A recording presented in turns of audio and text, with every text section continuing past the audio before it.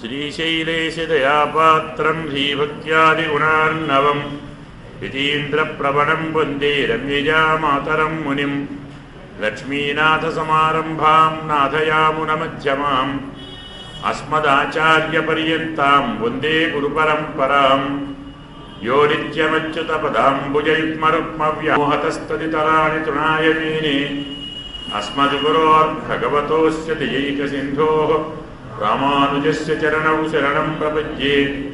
మాతాపితా యువతయస్తనయా విభూతిః సర్వం యదేవ నియమేన మదన్వయానాం ఆద్యస్య నః కులపతేర్వకులాభిరామం శ్రీమత్తదంఘ్రియుగళం ప్రణమామి మూర్ధ్నా.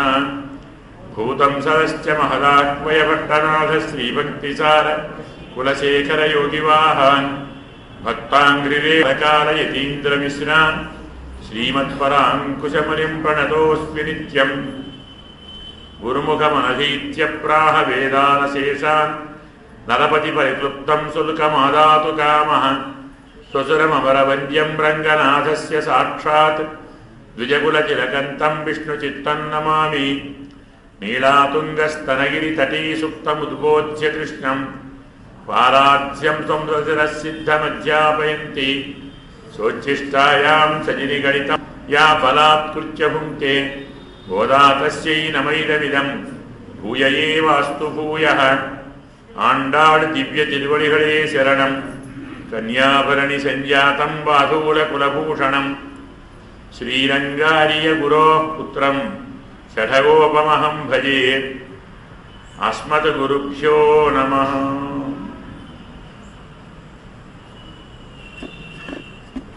భగవద్బంధులారా, నిన్నటి పాశురంలో ఒక 5 అర్థాలు మాత్రం చెప్పుకొని 6వ అర్థముగా ఉన్నటువంటి ఆళ్వారుల మేలుకొలుపును సమయాభావం వల్ల ఈనాటికి వాయిదా వేసుకున్నాం.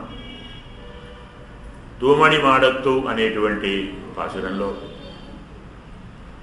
తిరుమజిషై ఆళ్వార్ అంటారు. అంటే భక్తి సారులు. మనకు అర్థం కావాలంటే వారిని భక్తి సారులు అంటారు. పరమ భక్తాగ్రేసరు. న్యాయంగా వారు భృగువంశంలోని ఒక మహర్షికి కుమారుడిగా పుట్టినవారు. ఆ ఋషి తపస్సు చేస్తున్నప్పుడు అతని తప్పు విఘ్నం కలిగించాలనే ఉద్దేశ్యంతో బ్రహ్మగారు ఒక అప్సరసను పంపితే ఆమెకు కలిగినటువంటి పుత్రరత్నం ఇతను. అప్సర కాబట్టి ఆమెకు పెద్ద సంతానంతో సంబంధం లేదు. మహర్షి కాబట్టి ఇతనికి పెద్దగా అవసరం లేదు. అలా కలిగినటువంటి ఆ శిశువును వెదురు పొదలలో విడిచిపెట్టి వెళ్ళిపోయారు. అదే సమయంలో అటువైపు నుంచి వస్తున్నటువంటి వెదురు పని చేసేవారు ఉంటారు. మనం మేదరి అంటాం. కరకదలుతారు, చాపదలుతారు, పుట్టదలుతారు. అతను చూచి పిల్లవాడు బాగున్నాడని తీసుకొని వెళ్ళాడు. అతన్ని పెంచాడు. పిల్లవాడుగా ఉన్నాడు తప్ప లౌకికమైనటువంటి బాల్య చేష్టలేవి అతను చేయలేదు. విలక్షణంగానే పెరిగాడు, పెద్దవాడు అయ్యాడు. ఈ మహావుడు ఒకనాటి సందర్భంలో ఒక దేవాలయానికి వెళితే శూద్రుడు వచ్చాడు అని ఆ దేవాలయంలో వేదం చదువుతున్న పారాయణం చేస్తున్న కొందరు బ్రాహ్మణోత్తములు తాము చేసేటువంటి వేద పారాయణాన్ని ఆపేశారు. వినకూడదు, మనకు శాస్త్రం ఉంది.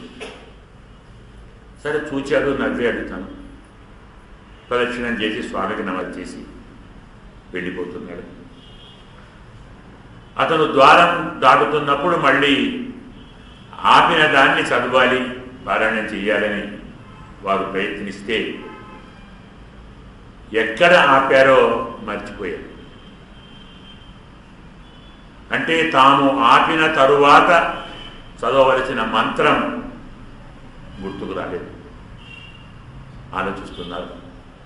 అది చూచి స్వామి ఆ పక్కనే ఉన్న నల్లటి వడ్ల గింజను తీసుకొని తన గోటితో గిల్లి అటు పడేసి వెళ్ళిపోయాడు. అంటే వారు చదవలసిన మంత్రానికి అర్థం కృష్ణానాం వ్రీహీణాం నఖ నిర్భిన్నం. దానితో అతను ఎంతటి మహానుభావుడో తెలుసుకొని వెళ్ళి క్షమాపణ చెప్పుకున్నారు.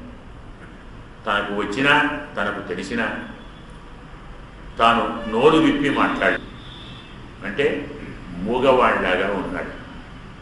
తాను ఊమయో అని అనుకున్నా, ఆమె మూగదా అంటే నేను మూగవాడు. అలాగే అన్ని చెవిడో ఈ మహానుభావుడు ఒక యజ్ఞానికి వెళ్ళినప్పుడు ఇతని ప్రభావాన్ని చూచి కొందరు పెద్దలు ఇతనికి అగ్రపూజ చేస్తే మరికొందరు తెలియక దూషించారు. దాన్ని విని కూడా విననట్టుగానే ఉన్నాడు. ఇలాంటి మహానుభావుడి నింద అపచారంగా కానీ ఇతని భక్తులు కొందరు స్వామి ఏమిటి ఇలా మీరు మౌనం వహిస్తే ఎలాగూ, వారి నింద వల్ల మీకేమీ జరగదు, కానీ మీలాంటి వారిని నిందించడం వల్ల వారు పతితులవుతారే. అలాంటి వారిని కరుణించదలుచుకోలేదా? కరుణించరా? మీలో వేంచేసిన పరమాత్మలో వేంచేసి ఉన్న మిమ్ములను వారికి చూపండి అని ప్రార్థిస్తే స్వామి వారంతా చూస్తారటయ్యా, కనపడరాదు అన్నాడు. ఇతని ప్రార్థన మేరకు ఇతని విశాలమైన వక్షస్థలంలో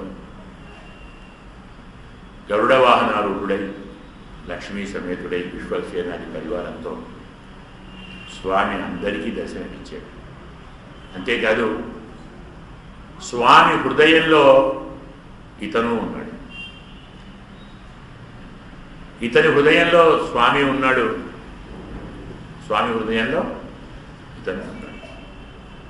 ఎప్పుడైతే స్వామి హృదయంలో ఇతను ఉన్నాడో మరి ఈయన ఏమయ్యాడు? ఇప్పుడు తూమణి మాడొత్తు అయ్యాడు కదా. నేను చెప్పుకున్నా, పరిశుద్ధమైన మడుల పవనం అంటే మనం నిర్మలమైన మడులం, పరమాత్మ పరిశుద్ధం. ఇలా తూమణి మాడత్తుకు అర్థాన్ని మనం ఇందులో చెప్పొచ్చు. ఈ మహానుభావుడు సిద్ధ సాధన నిష్ఠుడు, ఉపాయ నిష్ఠుడు అని చెప్పుకున్నాం, ఉపేయ నిష్ఠుడు అని చెప్పుకున్నాం. పరమాత్మే కాపాడాలి. జ్ఞానీతో ఆత్మదేవత గీత చెప్పినట్టుగా జ్ఞానులంటే పరమాత్మకు చాలా ఇష్టం. ఇతను ఎంతటి జ్ఞాని అంటే ఈ స్వామి ఒకనాటి మనలో కుంభకోణానికి వెళ్ళి స్వామి దర్శించాలి అనుకొని క్షేత్రానికి వెళ్ళాడు. ధర్మశాస్త్రం ఏ నగరంలో, ఏ పట్టణంలో, ఏ గ్రామంలో మనకు దివ్యక్షేత్రం ఉందో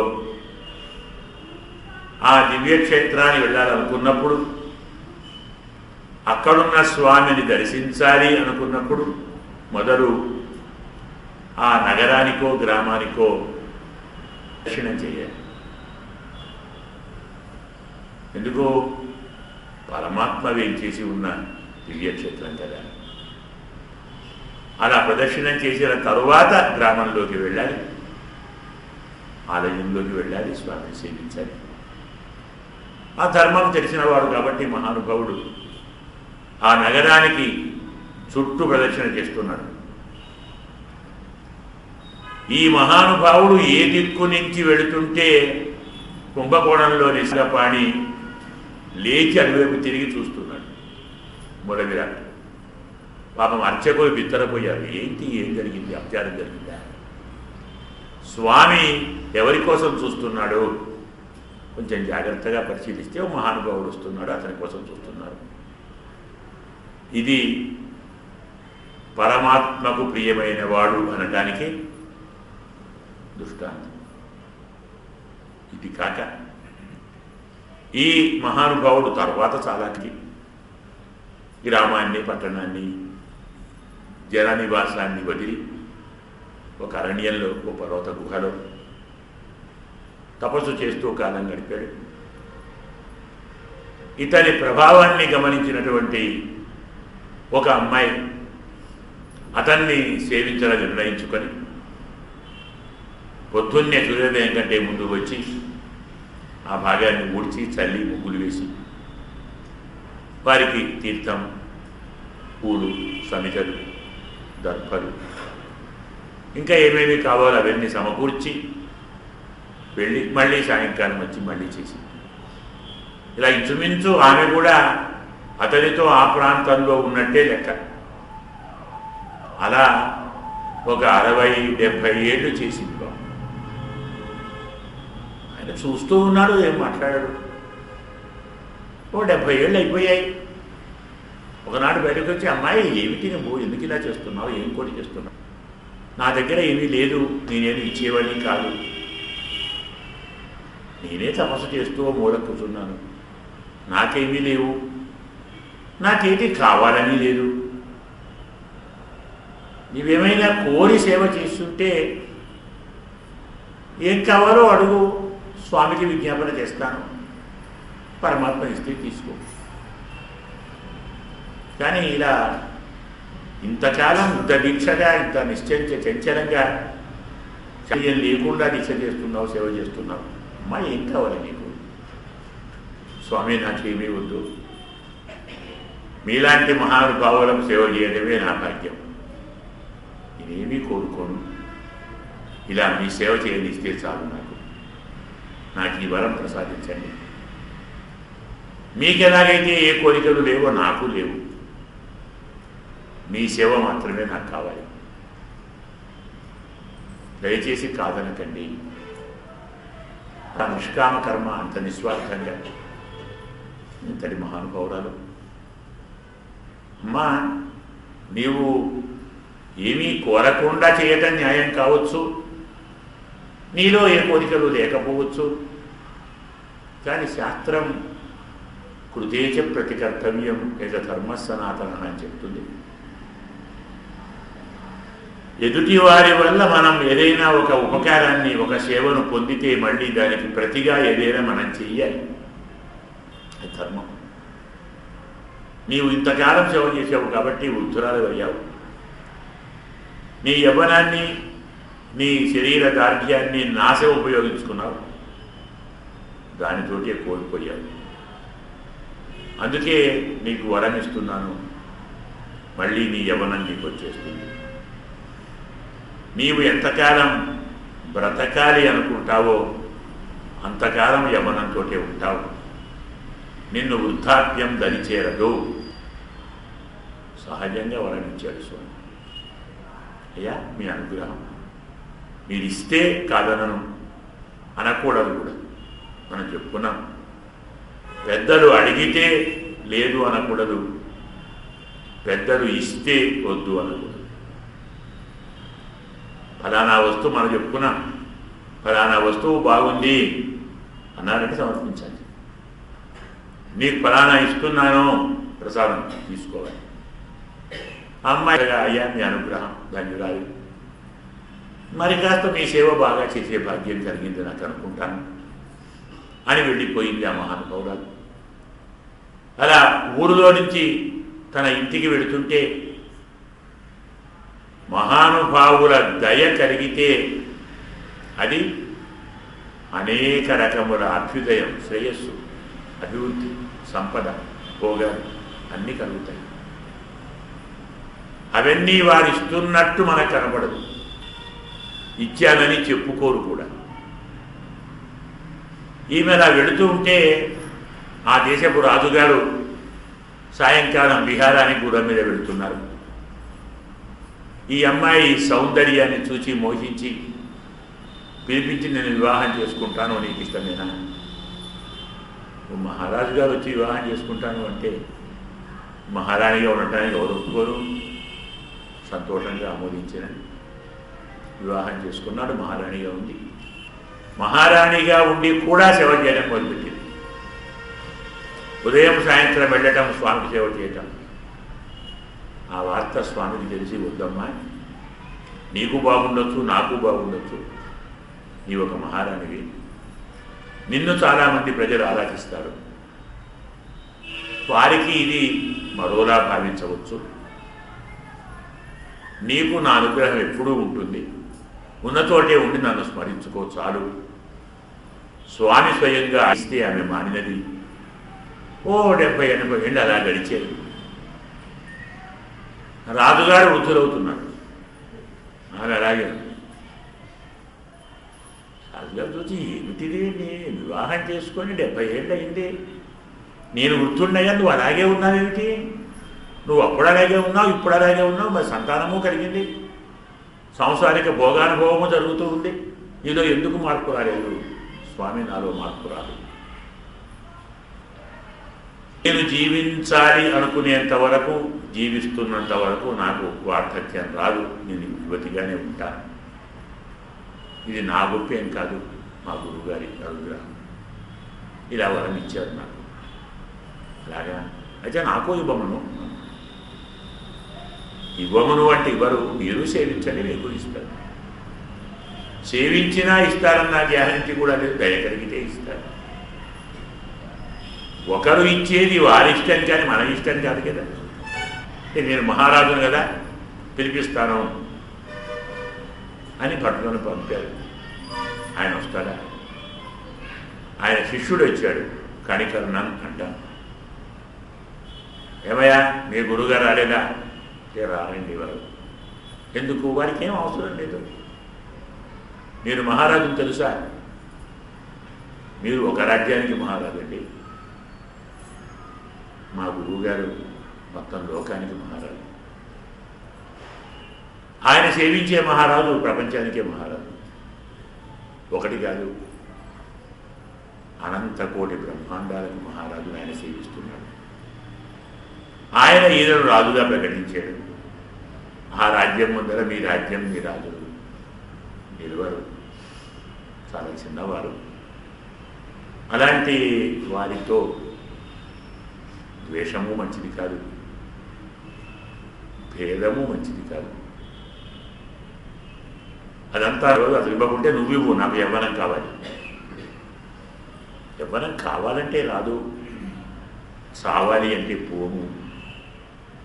నీ జీవితంలో నీకు ప్రాప్తం అనేది వస్తుంది.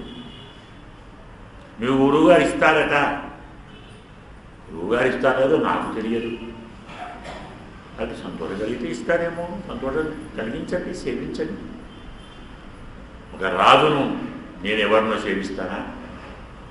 నీవు నా దగ్గర అవినయంగా మాట్లాడుతున్నావు, నీకు రాజ్య పరిష్కారం శిక్ష విధిస్తున్నాను. చాలా సంతోషం. నీలాంటి వాడు రాజుగా ఉన్నతో ఉండటం కూడా మరి తప్పే, నీవే వెళ్ళిపోవాలి. ఆ ఉపకారం మీరే చేయాలి. సంతోషం స్వామి, తప్పకుండా వెళ్తాను, బయలుదేరుతున్నాను. మా గురువుగారికి తిరిగి బయలుదేరుతాను. అయ్యా గురువుగారు, రాజుగారు నన్ను బయటికి పంపించేశారు, నేను రాజ్యాన్ని విడిచి వెళ్ళిపోతున్నాను. మరి ఎవరెవరు ఉంటారా, వస్తారా? నీవు పోతే నేనెందుకురా, నీ ఎప్పటి నేను వస్తాను పదా. లేచి పక్కనే స్వామి ఉన్నాడు. స్వామి స్వామి శిష్యుడు వెళుతున్నాడు, మరి వెంట దాసుడు వెళుతున్నాడు. మరి మీ ఇద్దరే వెళుతున్నా, మీరు ఉంటారా, మీరు వస్తారా మాతో పాటు? అంటే మీరు పోతే నేనెందుకు, ఆయన వెళ్ళాడు. ఆదిశేషుడిని చుట్టుకొని చక్కెర పెట్టుకొని వెళ్ళాడు. ఒక స్వామి బయలుదేరితే ఆ దేవాలయంలో, అక్కడ ఎన్ని దేవాలయాలు ఉన్నాయో ఆ నగరంలో ప్రతి మూల విరాట్లు నడిచి బయలుదేరారు. ఇదొక పెద్ద ఊరేగింపు. ఏ ఊరేగింపు? మూల విరాట్ల ఊరేగింపు. విగ్రహాలే పోతున్నాయి నడుచుకుంటూ. ఎవరు దిక్కు? ముందర కణికర్ణన్, వెనక భక్తిసారులు, వెనక విగ్రహాలు ఎలుగెట్టే. ఇన్ని విగ్రహాలు పోతే ఊరు బతుకుతుందా? రాజ్యం ఉంటుందా? భూకంపాలు, వెలుపులు, తొడిగాళ్ళు, తుఫాన్లు, ప్రళయాలు, గందరగోళం జరిగి రాజుగారు విభ్రాంతి చెంది ఏమిటి, ఎందుకు ఇలా జరిగింది అంటే మంత్రి చెప్పారు, మీరు ఏదో తప్పు చేశారండి, ఓ వైష్ణవుడిని బయటికి పంపారు. ఇప్పుడే నాకు వార్తలు వచ్చాయి, ఆయన వెంట గురువు వెళ్ళాడు. ఆయనే గురువు, ఆయన వెంట అందరూ వెళ్ళారు. ఇప్పుడు మన నగరంలో, మన రాజ్యంలో ఉన్న ఏ దేవాలయంలోనూ మొదలయ్యేటట్టు లేదు, అందరూ వారి వెంటే వెళ్ళారు. దేవుడు లేని గుడి, రాజు లేని రాజ్యం లాంటిదే. నెక్స్ట్ జరిగేది మీరు లేకుండా అవుతారు, చూసుకొని చేస్తా. అమ్మ బాబు, ఇంత ప్రమాదమా? పరిగెత్తుకొని వచ్చి కాళ్ళ మీద పడి క్షమాపణ కోరి స్వామి క్షమించండి, అజ్ఞానంతో అహంకారంతో ప్రవర్తించారు, మన్నించి మీరు మా రాజ్యంలో ఉండమని అనుగ్రహించండి. గురువుగారు రాజు ఉండమంటున్నాడు, ఉందామా? నీ ఇష్టం ఆయన, పోదాం పదా. నేను మళ్ళీ స్వామి ఉండమంటున్నారట, మనం వెళ్దాం, మీ ఇష్టమైన ఆయన వెళ్ళాడు. మళ్ళీ ఎప్పుడైనా రమ్మంటాడో ఏమో అని ఆ స్వామి సగం లేచి ఉన్నాడు. ఇప్పటికీ అలాగే ఉన్నాడు. కంచిలో ఆ స్వామిని యథోక్తకారి పెరుమాడు అంటారు. యథోక్తకారి అంటే చెప్పినట్టు చేసేవాడు, భక్తులు చెప్పినట్టు వినేవాడు అన్నమాట. పోతున్నావా అంటే లేచి వచ్చాడు, వద్దు ఉండు అంటే ఉన్నాడు, మరి ఇప్పుడు పిలిస్తే వాడిపోతాడు. ఇది ఉపేయనిష్ఠుల ప్రభావం. ఏమి చేసినా పరమాత్మే చెయ్యాలి, మనమేం చేస్తాం, మనకేం తెలుసు, మనకేం కోరిక. అతన్ని నమ్ముకుంటే అన్నీ జరుగుతాయి. మనం ఏం కోరినా అతన్ని కోరాలి. రాజ్యం కావాలి, భోగాలు కావాలి, సంపదలు కావాలి, భార్య కావాలి, పిల్లలు కావాలి, వీళ్ళందరూ కావాలి. భగవంతుడు వద్దు, అంతేనా? వాడు లేకుంటే ఇవన్నీ కలిగి వస్తాయని. ఇదే భాగాన్ని చెప్పే భాగం ఇతని కథలో మరొక సంఘటన ఉంది. ఒకడు వచ్చి స్పర్శవేది అంటాం, మనం దాన్ని పరుసవేది అంటాం. మనకు పాట రాదు, పదాలు రావు, మాట్లాడటం రాదు, ఏదో నడుస్తూ బతుకుతున్నాం అంటే బతుకుతున్నాం. నయంగా దాన్ని స్పర్శవేది. స్పర్శ అంటే తాకుట, తాకుటతో తెలిసి రూపును మార్చేది. అదొక చిన్న వేరు లాంటిది. దాన్ని దేని తగిలించి అది బంగారం అవుతుంది. తెచ్చి మైక్ కంటించాము, మైక్ బంగారం అవుతుంది, బల్ల బంగారం అవుతుంది. అదొక వేరు. దాన్ని తీసుకున్న ఒక వ్యక్తి వచ్చాడు ఈ స్వామి దగ్గరికి. స్వామి నా దగ్గర ఇది ఉంది, ఇది దేన్ని ముట్టినా బంగారం అవుతుంది, మీరు ఉంచుకోండి. బంగారం నాకెందుకురా, ఎప్పుడన్నా కావాలంటే. అయ్యో కావాలంటే అదేమొద్దురా, ఇక పట్టు అంత మట్టి నచ్చి ఇచ్చాడు, చూసుకోండి, అది బంగారం. దాన్ని తగిలిస్తురా, అది బంగారం. స్వామి పిచ్చివాడ, బంగారం అంటే మట్టి కాదారా? బంగారం ఎక్కడికి వస్తుంది? గంగల నుంచే కదా, మట్టి కదా. ఇదొక మట్టి, అదొక మట్టి. మట్టి మీద మట్టి పోసుకొని ఆభరణం అలంకరించుకున్నానని ఆనందిస్తారు. ఎంత మూర్ఖులు అన్నాడు. మృతు మృదం సమలంకృత్య మోదతే గతజీ, వ్యాసుడు అంటాడు భాగవతంలో. ఎంత బుద్ధి లేని వాటింటే ఈ మానవుడు. ఒక మట్టి మీద ఇంత మట్టి పోసుకొని అలంకరించుకున్నాం అనుకుంటారు ఏంటండి. ఇది మట్టే కదా, మరి ఇదేంటి మట్టి కదా. మట్టి మీద మట్టి పెట్టుకుని అలంకారం అంటే ఇంత మట్టి పోసుకోవాలి. మట్టి పోసుకుని అలంకారం అంటారు ఏమిటిరా, ఇంత అజ్ఞానులా మీరు అని పరిహసించాడు స్వామి. ఇలా కాలం గడుస్తూ ఉంది. మరీ వృద్ధుడైపోయాడు. అప్పటికి ఒక చాలా పైకిలికు. కొన్ని గాథలలో 800 సంవత్సరాలు చెప్తారు. వృద్ధుడై పరమాత్మను స్మరిస్తూ ఏదో పని చేయకుండా ఉండకూడదు, ఉండలేరు కాబట్టి పాత బట్టలన్నీ తెచ్చి బొంత కుట్టుకుంటూ కూర్చున్నాడు. పాపం ఇంత సూది, దానికి ఇంత దారం పెట్టి కుట్టుకుంటున్నాడు. ఎందుకంటే ఏదో పని చేయాలి, ఇంత కూర్చోలేదు. నోరు మనస్సు వాడిని తలుస్తూ ఉంది, కనులు వాడినే చూస్తూ ఉంది, పంచమంతా వాడే ఏదో కుడుతూ ఉన్నాడు. ఎందుకలా కుడుతున్నాడు అని ఈ మహారణలో అడిగితే, మనం అందరము పాత బట్టలనే కదా, పరమాత్మ మన కర్మ అనే సూదితో,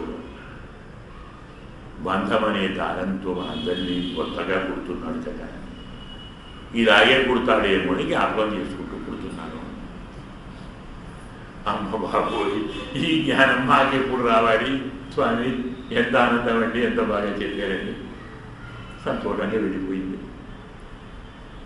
ఆకాశం నుంచి హఠాత్తుగా పార్వతీ పరమేశ్వరులు వెళుతున్నారు. ఈ వృద్ధుడిని చూచింది తల్లి. అదే తల్లి కదా, జగన్మాత బయటకెళ్ళింది. ఏమండి, ఎవరో వృద్ధుడు పాపం బాధపడుతున్నాడు, కొత్త కొట్టుకుంటున్నాడు, సరిగ్గా కళ్ళు కనపడవు, చీకటి ఉన్నట్టుంది. ఆయనకి ఎందుకు అవస్థ పడుతున్నాడు? ఎవరు భోజనం పెట్టరా? అయినా ఇద్దామండి, వెళ్ళి మనం ఏం కావాలో అడుగుదాం. నువ్వో పిచ్చిదానవు, ఆయన వైష్ణవుడు, విష్ణు భక్తుడు. విష్ణు భక్తుడు ఏమీ కోరడు, ఏమిచ్చినా తీసుకోడు. మనం పోతే మన ముఖం కూడా చూడడు, అవమానాలు పాలవుతాను. ఎందుకు మనం పోదాం, మరి మీది వింతండి, మనం చూడకపోవడం ఏంటి? పెద్దవాడండి, వృద్ధుడు, 800 ఏళ్ళు ఉన్నాయి. పాపం ఒళ్ళు వణుకుతూ ఉంటే చెయ్యి కదులుతలేదు, అలాగే పుడుతున్నాడు. పోతాది పోదామండి. ఎప్పుడు వింటారా? ఆడవాళ్ళు వింటారా? కర్మ పోదాం. స్వామి బాగున్నావా? అయ్యా నమస్కారం అండి. నమస్కారం చేయాలి, విశేషమే. నీ అదృష్టవంతుడు అనుకుంటున్నాడు. అయినా ఏదో కష్టపడుతున్నావు, కొంత కుడుతున్నావు, ఎందుకయ్యా ఈ బాధ? నేను పరమేశ్వరుణ్ణి, ఈమె పార్వతి, నీ మీద దయ కలిగి వచ్చా. ఏదైనా కావాలంటే కోరుకో. నాకేం కావాలండి? లేని వాళ్ళు అడుగుతారు, నాకు అన్నీ ఉన్నాయి కదండి. అన్నీ ఉండడం ఏమిట్రా? ఆయన లోపడే ఉన్నాడండి. బాగా సంపాదించి అడిగినవన్నీ ఇచ్చే భర్త ఉన్న భార్య పరపురుషుడిని ఏదైనా కోరుతుందా? కోరుతుందా? కోరితే ఆమెను ఏమంటారండి? వ్యభిచారిణి అంటారు కదా. అన్ని వాడు భర్త ఉన్నాడు, అడగకుండా ఇస్తాడు, అడిగినవన్నీ ఇస్తాడు. అలాంటి భర్తని పెట్టుకొని మరో పురుషుడిని అడుగుతారా? మాకు మా స్వామి అన్నీ ఇస్తున్నాడండి, మీ అనుగ్రహానికి ధన్యుణ్ణి, క్షమించండి, వెళ్ళిరండి. అంటే పెద్దవాడిని రానన్నా దూరం వచ్చాను, నాలాంటి వాడిని వ్యర్థంగా పంపకూడదురా, ఏదైనా అడుగు. సరే మరీ మీరు చిన్నపుచ్చుకుంటారంటే అడుగుతానండి. ఇవో పొంత కుడుతున్నాను, అసలే చీకటి కండు కనపడటం లేదు, ఈ సూదిలో దారం మాటి మాటికి అయిపోతూ ఉంది, కుచ్చుకోలేక అవస్థపడుతున్నాను. నేను కుట్టుకున్నంతసేపు దారం అయిపోకుండా ఉండేవాళ్ళం ఇవ్వండి. ఏమవి ఏం చేయాలి స్వామి? ఆయనకు ఒళ్ళు మండింది. ఏమయ్యా, పరమాత్మ భక్తులవని ప్రేమ చూపి వచ్చి అడిగితే అవమానిస్తావా? నేను శంకరుణ్ణి తెలుసా? నాకు 3వ కన్ను ఉంది, దానికి అగ్ని కూడా ఉంది. దాన్ని తెరిచానంటే ఏమవుతావో తెలుసా? నాకు తెలుసండి. మీ ముఖంలో కన్ను ఉంది, అందులో అగ్ని ఉంది. మా స్వామి పాదంలో గంగ ఉంది, అది అగ్నిని తల్లాడుతుందని కూడా తెలుసు. తర్వాత మీ ఇష్టం అండి. మీరు అగ్ని ప్రయోగిస్తే ఆయన జలం ప్రయోగిస్తాడు. ఎందుకు పిలిచి పెద్దలు వచ్చారు, ఏదో అడిగారు, నేను వరం కోరుకున్నాను. ఇష్టం ఉంటే ఇవ్వండి, ఇష్టం లేదు వెళ్ళండి. మీ ఆగ్రహం అనుగ్రహము నాకు సమానమే, మీకు కూడా అతని ఆగ్రహం అనుగ్రహం సమానమే కావాలి. ఆ పరమాత్మ మీ యందు ఆగ్రహించకూడదు, అనుగ్రహంతో ఉండాలి. మనమిద్దరము ఆయన భక్తులనే కదా, మనలో మనకు పేచి ఎందుకు స్వామి, వెళ్ళిరండి. ఇది ఏమ పెరుందియల్ మందిర పట్టాడో. ఎవరైనా పెద్ద నిద్రపొమ్మని మంత్రం వేశారా? శంకరుడంతటి వాడు వచ్చి ఏమైనా కావాలి అంటే, నాకు ఆయన నా దగ్గరే ఉన్నాడు, తూమడి మాడత్తు అనుకున్నాం కదా, ఇంకా నీవు నాకేమి ఇవ్వాలయ్యా అనుకున్న మహానుభావుడు. ఇంతటి దివ్యమైన వైభవం మనకు భక్తిసార్ల వైభవం న్యాయంగా మనం చెప్పుకోవాలి అనుకుంటే ఓ వారం రోజులు చెప్పుకోవాలి, చాలా వైభవాలు ఉన్నాయి. కానీ మనకు తిరుప్పావు పాశురానికే ఇచ్చిన టైం 90 నిమిషాలు అయితే వారం రోజులు చెప్పుకుంటాం, అప్పుడే సగం అయిపోయినట్టుగా ఉంది. అందుకు ఈ భాగాన్ని ఇక్కడితో ఆపేసి ఈనాటి పాశురంలోకి వద్దాం. ఈనాటి పాశురంలో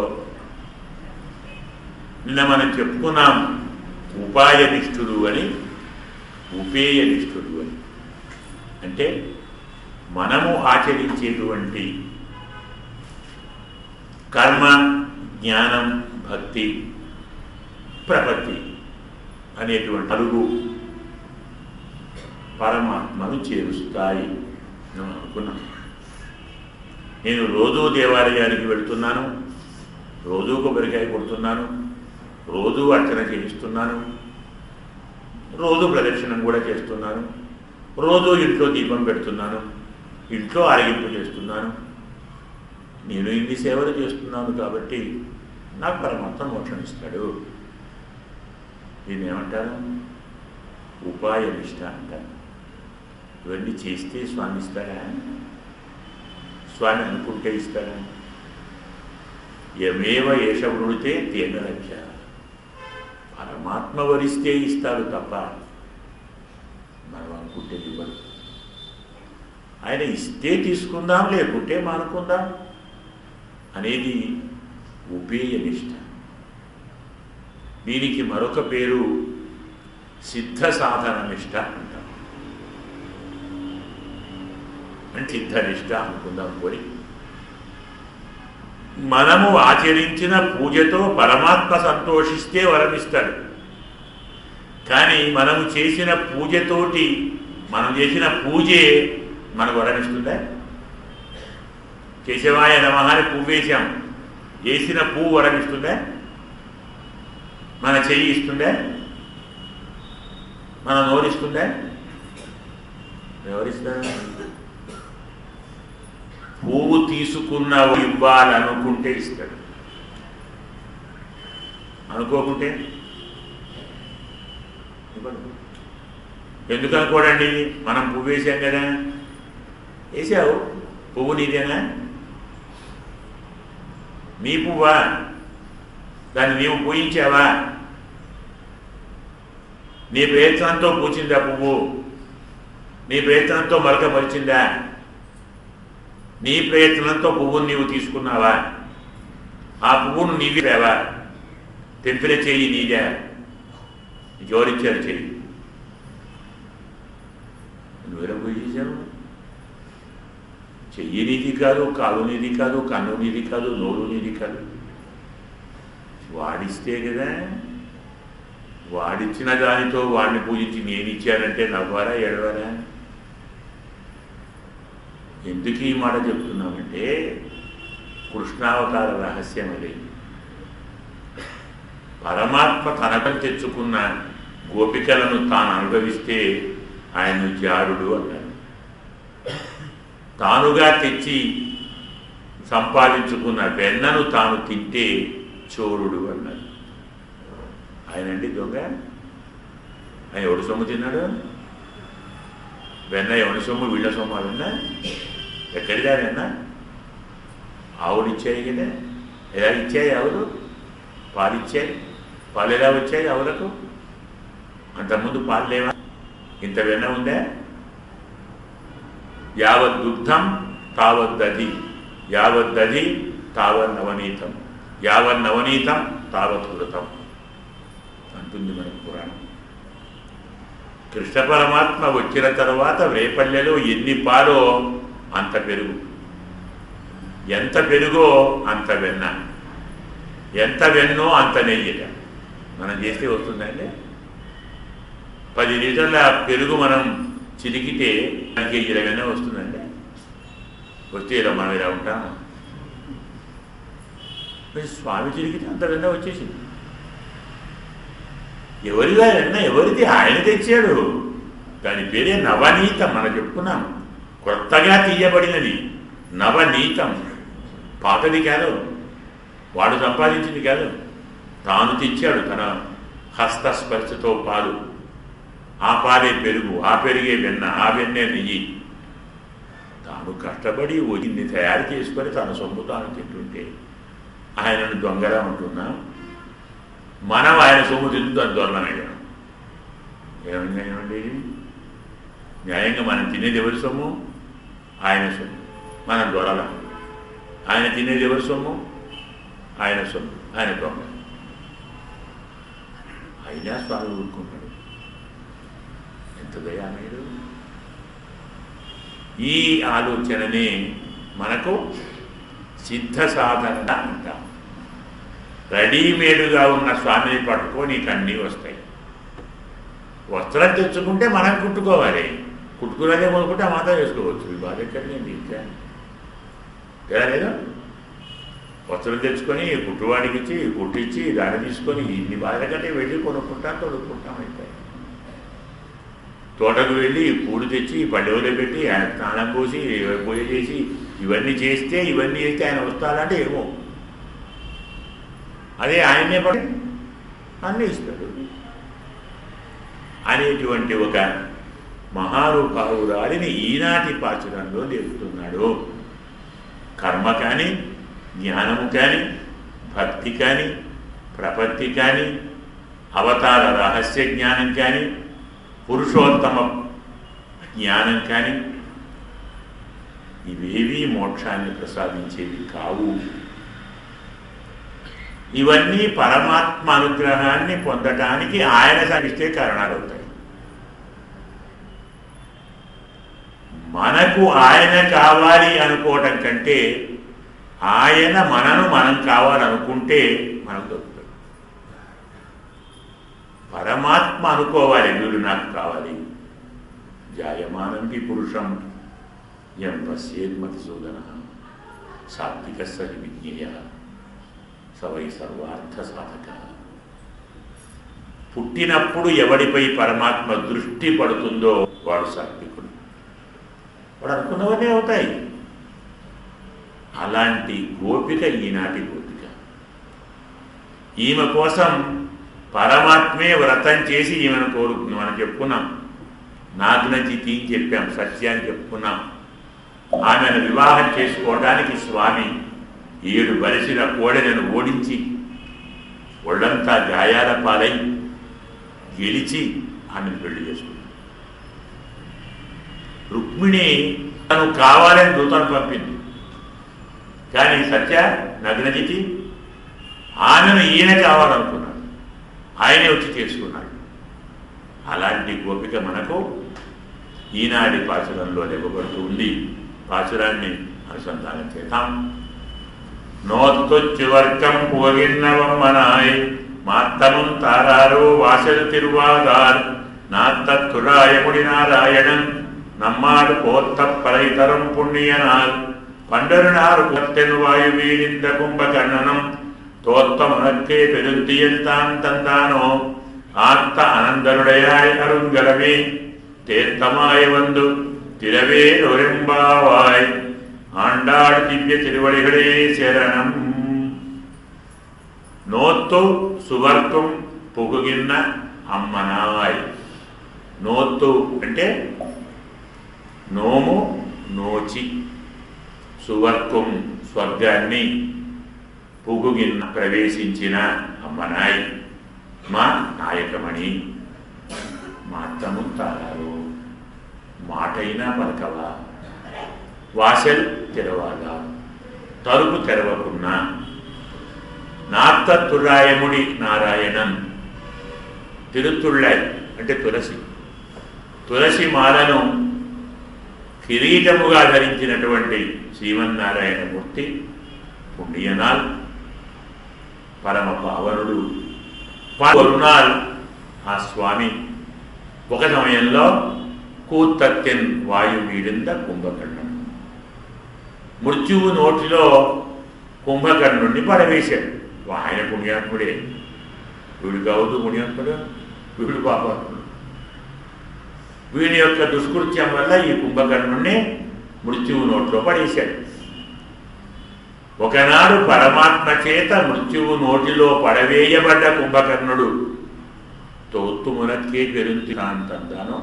ఉనక్కే తోత్తుం నీకు ఓడిపోయి పెరుంతుయిల్ తన పెద్ద నిద్రను నీకు ఇచ్చారా? ఆత్త అనంతరమే అరుందని చెప్తున్నాను. ఈ మొత్తం గోష్ఠికి అలంకార ప్రాయులాగా భూషణమా దివ్య తేజస్శాలిని తీర్థమా ఇవందు తిరవు, తేరుకొని వచ్చి తలుపు తెరువు. అన్ని నోములు నోచి స్వర్గాన్ని చేరుకున్నటువంటి మహానుభావురాలా, తలుపు తెరవకున్నా ఇబ్బంది లేదు, నోరు తెరిచి మాటైనా మాట్లాడకూడదా? లోపల స్వామి ఉన్నాడేమో ఎందుకు అనుకుంటున్నారు? మరి నిద్ర వెళ్ళిపోతున్నావు. నిజంగా ప్రియుడు దగ్గర లేకుంటే నిద్ర వస్తుందే? నిద్ర పడుతుందే? నిద్ర పట్టింది అంటే స్వామి ఉన్నాడు కదా. స్వామి ఉన్నాడు కాబట్టే నోము నోచి స్వర్గాన్ని పొందావని చెప్తున్నాం. ఇంకా మీరు నోము ప్రారంభంలో ఉన్నాం. అందరము కలవాలి, స్వామి దగ్గరికి వెళ్ళాలి, స్వామిని లేపాలి, ఆయన్ని ప్రార్థించాలి, ఆయన ఆమోదం పొందాలి, ఆయనతో మరి వ్రతం చేయాలి. ఇంత తంతు మాకుంటే నీవప్పుడే నోము పూర్తి చేసుకున్నావు, వ్రతము అయిపోయింది, వ్రత ఫలితాన్ని కూడా పొందావు. స్వర్గం ఎవరు? స్వర్గం పరమకి పేరు స్వర్గమని. యస్త్వయా సహ సస్వర్గ నిరయ యస్త్వయా వినా. స్వర్గము అన్నదానికి అర్థం మనం అనుకునే రంభ, ఊర్వశి, మేనక, తిలోత్తమాదులు ఉండేటువంటి ఇంద్రుడు పరిపాలించే అమరావతి నగర సామ్రాజ్యం కాదు. స్వర్గము అంటే వైకుంఠానికి పేరు. ఎందుకు అలా పేరు పెట్టుకున్నాం? అర్థం అదే. స్వర్గం అంటే తిరిగి రానిది. యద్గత్వా ననివర్తంతే తద్ధామ పరమం మమ. ఎక్కడికి వెళితే మళ్ళీ తిరిగి రామో అది నా నివాసం అంటాడు స్వామి. బ్రహ్మలోకం నుండి మీరు ఏ లోకానికి వెళ్ళినా మళ్ళీ తిరిగి భూలోకానికి రావాలి. పునరపి జననం, పునరపి మరణం, పునరపి జననీ జఠరే శయనం. ఇలా పుడుతూ ఉండాలి, చస్తూ ఉండాలి, యజ్ఞం చేయాలి, స్వర్గానికి పోవాలి, కొన్నాళ్ళు అక్కడ ఉండాలి, వాళ్ళు వెళ్ళగొట్టి తిరిగి రావాలి. టికెట్ తీసుకున్నాం, వాషింగ్టన్ పోతున్నాం, 50,000 60,000 లక్షలో పెట్టి టికెట్ తీసుకున్నాం, విమానం ఎక్కాము, వాషింగ్టన్ వచ్చేసింది, ఏం చేయాలి? దిగాలి. టికెట్ ఉంది, కూర్చుంటే కుదానిస్తారా? టికెట్ విలువ అయిపోయింది కదా. మరి ఎవరు దిగమంటాడు? దిగకుంటే వాడే తింపుతాడు. స్వర్గం కూడా అంతే. యజ్ఞం చేశాం, అక్కడికి వెళ్ళాం, 100-200 ఉన్నాం, నాయన అయిపోయింది బాబు, వెళ్ళడా బాబు అంటాడు. నా దూరం ఉంటే వెళ్ళరా నాయన, అయిపోయింది. అయినా వినలేదు. అర్థచంద్ర ప్రయోగ అని వెళ్ళి పంపుతాడు. ఇంత కష్టపడి యజ్ఞం చేసి సంపాదించిందిట మెడబట్టుకొని గెంటించుకోవడానికి ఆ యజ్ఞం. ఇది స్వర్గమా? అది స్వర్గం అంటే ఎక్కడికి వెళితే మళ్ళీ మనం తిరిగి రాము, అది స్వర్గం. పరమాత్మ యొక్క పరమధామ వైకుంఠం అంటాం. అలాగే నోము నోచి అంటున్నారు. మనకు నా వాస్తవంగా విశిష్టాద్వైత సిద్ధాంతం ప్రకారం ఏ వ్రతాలు ఏ నోములు లేవు.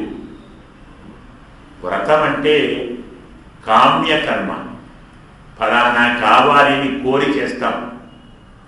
నాకు మంచి భార్య కావాలి, నాకు మంచి పిల్లలు కావాలి, నాకు మంచి ఇల్లు కావాలి, నాకు మంచి కావాలి, నాకు మంచి ఉద్యోగం కావాలి. ఇవన్నీ కావాలంటేనే వస్తాయా? బలివారు అనుకుంటే ఇస్తాడా? ఇన్ని అడుగుతున్నవాడు నాకు పరమాత్మ కావాలి అంటున్నాడా? అడగడాలు అన్ని వేయిస్తాడు. కామ్యకర్మలు అంటారు వీటిని. పరమాత్మ భక్తులు కామ్యకర్మలను ఏనాడు చేయరు. మనకున్నటువంటి వ్రతాలు ఒక 3 or 4 ఉన్నాయి. ఏకాదశి వ్రతం అంటాం, మరొకటి ప్రపత్తి వ్రతం అంటాం, ఇంకొకటి ధనుర్మాస వ్రతం అంటాం, అంటే తిరుగుకో. ఇవి మనకు ఉంటాయి, వేరే వ్రతాన్ని. ఈ వ్రతాలు పరమాత్మ ఆరాధన. దీనికి వేరే కోరిక లేదు. నారాయణనే నమక్కే పరైతరువా, పరమాత్మే ఇస్తాడు. ఏమిస్తాడు? ఇస్తాడు. మనకు కావలసింది ఇస్తాడా? మనకు కావలసింది ఆయనే. పరమాత్మ కంటే భిన్నమైన దానిని కోరేవాడు ఎలా భక్తుడవుతాడండి? అలాంటి వాడు కోరికలకు భక్తుడు, పరమాత్మ భక్తుడు కాదు కదా. పరమాత్మ కావాలా? ఆయన ఇచ్చే వరాలు కావాలా? వరాలు కావాలా? వరాలకు భక్తుడు. పరమాత్మ కాదు. వరాల కోసం పరమాత్మను సేవిస్తాం, పరమాత్మ కోసం వరాలు సేవిస్తాం. ఈ భావాన్ని మనస్సులో పెట్టుకొని అప్పుడే వ్రతం చేసి స్వర్గానికి వెళ్ళావా తల్లి? పరమాత్మను పొందావా? ఏ వ్రతం చేసిందని మనం చెప్పుకున్నాం. ఏకాదశి వ్రతం అని చెప్పుకున్నాం. ఈ వ్రతం చేసిన మహానుభావులు 5-6 ఉన్నారు, 3 ప్రధానంగా ఉన్నారు. న్యాయంగా మనం ఈనాటి పాశురాన్ని వివరంగా చెప్పుకుందాము అంటే నోత్తొచ్చి వరకుతో అయిపోతుంది ఈ సమయం. తక్కింది రేపు ఎల్లుండో చెప్పుకోవాలి, అయిపోదు అంతగానే ఎక్కువ. ఏకాదశి వ్రతాన్ని ఆచరించిన ఒక కథ మీకు తెలుసు. అంబరీషుడు మహానుభావుడు ఉన్నాడు. దుర్వాస మహర్షి యొక్క పరీక్ష గురై అతన్నే ఇబ్బందుల పాలు చేసి పరమాత్మ అంబరీషుణ్ణి వెళ్ళి అడిగితేనే నీ బాధ తొలగిపోతుంది అన్నవాడు. అది ఏకాదశి వ్రతం. ఇంతకంటే గొప్పవాడు ఇంకో మహారాజు ఉన్నాడు, రుక్మాంగద మహారాజు అంటాం. అతను ఏకవ్రతం చేసినవాడు. అతను మరిగా దీక్షగా చేశాడు ఆ వ్రతాన్ని. తానే కాకుండా తన రాజ్యంలోని ప్రజలందరితో చేయించాడు. ఏకాదశి నాడు తన రాజ్యంలో పశువులు గడ్డి మేయకూడదు, శిశువులు పాలు తాగకూడదు. వ్రతం ఇష్టం లేని వాళ్లకు రాజ్య బహిష్కరణ దండన. అంత నిక్కచ్చిగా వ్యవహరించి అందరితో వ్రతాన్ని ఆచరింపచేశాడు. ఇతను వ్రతాన్ని ఆచరింపచేస్తే యమలోకానికి వెళ్ళేవారు లేక యముడు రాజీనామా చేశాడు. బ్రహ్మకి ఇదేమిట్రా బాబు అంటే, పని లేకుండా జీతం తీసుకోవడం నాకు ఇష్టం లేదండి అంటే. ఆ రోజుల్లో, ఈ రోజుల్లో పని లేకుండానే తీసుకుంటా, పని ఉంటే తీసుకోండి. మరి పని జీతం వేరే ఉంటుంది అంటే మీకు పని లేకపోవడం ఏంటా నాయన? పాపులు పుష్కలంగా ఉంటారు కదా, పుణ్యాత్రుడు పాపాత్రుడరా. అయినా వాడు సృష్టించావు రుక్మాంగదుడిని, వాడు వ్రతం చేస్తున్నాడు, ఇంకెవడు పాపం చేయడు, నా దగ్గరికి వాడు రాడు. వాడు చేస్తే ఇప్పుడు కదా, పాత వాళ్ళంతా ఏమయ్యారు? వాళ్ళు ఉంటారు కదా నీ దగ్గర. అయ్యా అది నువ్వే చెప్పావు ధర్మశాస్త్రం. ఏకాదశి వ్రతాన్ని ఒక్కడు చేస్తే 14 నా లోకం నుంచి పోతున్నారు. 21 తరాలు ముక్తి పొందుతాయని శాస్త్రం. పాతవారు 14, కొత్తవారు 7. ఇంకా నా లోకంలో నేను మా ఫ్రెండ్ ఇద్దరే ఉంటాం, చిత్రగుప్తుడు. వాడిదా ఎత్తే మీతో కూడా పోతాం అనుకుంటారు. ఇంకా లోకం ఎక్కడ ఉంటుంది? ఇంతకు ఏం కావాలి? రాజీనామా తీసుకోండి, నీకు ఏం కావాలి చెప్పురా. అబ్బాయి ఏం లేదంటే రుక్మాంగదునితో ఒక ఏకాకి నాడు ఒక్క మెతుకు నోట్లో వేయించండి, నా నరకం 3 పాపాలు 6 పాపలతో కలకండాడుతుంది. బాగానే ఉంది, కానీ ఆ డిపార్ట్మెంట్ నాది కాదు, అది మా నాన్నగారిది, ఆయన ఊరుకోడు అది వ్యతిరేకంగా తీస్తే. అయితే రాజీనామా ఒప్పుకోండి, సరే ఏదో ఆలోచిద్దాంలే అని ఒక అమ్మాయిని సృష్టించాడు, మోహిని అని. ఆమె జగన్మోహిని. ఆమె ఎంతటి సౌందర్యవతి అంటే సృష్టించిన బ్రహ్మే ఆమె కళ్ళు మూసుకున్నాడు. 2 కళ్ళు కొంచెం ఆగి కళ్ళు తెరిచాడు. సరే ఆమెకు చెప్పాడు. ఆమె వెళ్ళి రుక్మాంగదుడిని మోహింపజేసినది. అతని వివాహం కూడా కథ సంగ్రహంగా చెప్పుకుందాం. అతని వివాహం కూడా చేసుకుంది, ఒక మాటతో చేసుకుంది. నేను చెప్పినట్టు వింటానంటే చేసుకుంటాను, ఎప్పుడు ఏమడిగినా ఇవ్వాలి. ఒప్పుకున్నాడు, వివాహం చేసుకున్నాడు. అందరూ ఆనందంగా ఉన్నారు. ఓ 60-70 ఏళ్ల తరువాత, పూర్తిగా రాజు నమ్మిన తరువాత, నాకు ఇచ్చిన వరం గుర్తుంది కదా, నీవు అంతా బాగానే ఉన్నావు, కానీ దశమి, ఏకాదశి, ద్వాదశి నా దగ్గర ఉండటం లేదు, దూరంగా వెళ్ళిపోతున్నావు. నిన్ను ఆ 3 రోజులు నేను నీ విరహాన్ని తట్టుకోలేను, నాకు ఆ 3 రోజులు నా దగ్గరే ఉండాలి. స్వామి ఒప్పుకోలేదు. ఆడిన మాట తప్పకూడదు కాబట్టి దాని బదులుగా ఆమె కుమారుని శిరస్సును ఖండించమని కోరింది. దానికి సిద్ధపడ్డాడు రాజు. పరమాత్మ స్వయంగా వచ్చి అతని చేయి పట్టుకొని ఆపి అతన్ని, భార్యను, కొడుకును, కోడను, నలుగురిని వైకుంఠానికి తీసుకొని పోయి, వారు వైకుంఠానికి పోయిన తరువాత వారి పురోహితుడు బ్రాహ్మణోత్తముడు వచ్చి, రాజుగారు ఏమయ్యారు అంటే మోక్షానికి పోయాడు. అప్పుడే ఎలా పోయాడు? పరమాత్మ తీసుకొని పోయాడు. ఆయన ఎందుకు వచ్చాడు? ఇగో ఈ తల్లి పుణ్యాన్ని వచ్చాడు. ఓసి దుర్మార్గురాలా, అంత మంచి రాజును మాకు లేకుండా చేసావా? అలాంటి వాడు రాజుగా ఉంటే మా రాజ్యం అంతా నిరంతరం పరమాత్మ ధ్యానంలో ముక్తిని పొందుతాం కదా. ఇంతమందికి ముక్తినిచ్చే రాజును మాకు లేకుండా చేసిన పాతకి నువ్వు భస్మం కా, నీకు ప్రపంచంలో స్థలం లేదు ఉండటానికి పో. ఊడిచ కుప్ప పరిగెత్తుకొని వెళ్ళింది బ్రహ్మ దగ్గరికి. స్వామి నాకైతే నేను కూడా ఏం చేయలేను, బ్రాహ్మణ శాపం. నువ్వు మాకు నాన్నవయ్యా, నువ్వు సృష్టిస్తే నేను వెళ్ళాను, నువ్వేమి చేయలేకుంటే ఎలాగో. యముణ్ణి అడిగింది, నా వల్ల కాదన్నాడు. నీ కర్మ నువ్వు అనుభవిస్తావు, నేనేం చేస్తానన్నాడు. నా కర్మ ఇది నీకోసం కదయ్యా, రాజీనామా చేస్తానంటే నేను వెళ్ళాను కదా, నన్ను వదిలిపెడతావా? నేనేం చేయలేను, బ్రాహ్మణ శాపాన్ని ఎవ్వరూ తిప్పలేరు, మళ్ళీ ఆయనే తిప్పాలి. బ్రహ్మ స్వయంగా వెళ్ళి ఆయన తగదు, ఇది అతనికి మోక్షం రావటం అభ్యర్థనీయమని నిందించదగింది కాదు. త్వరగా మోక్షం వచ్చిందంటే ఉపకారం చేసింది, అపకారం కాదు కదా. కొంచెం శాంతించవయ్యా, మా అమ్మాయికి బ్రతుకు ఇవ్వు, పెద్దలు అవుతున్నారు, పంపుతుంది. బతికితే ఏం లాభమయ్యా, ఎక్కడ ఉండడానికి స్థలం లేదన్నావు, ఆమె ఎక్కడ ఉండాలి?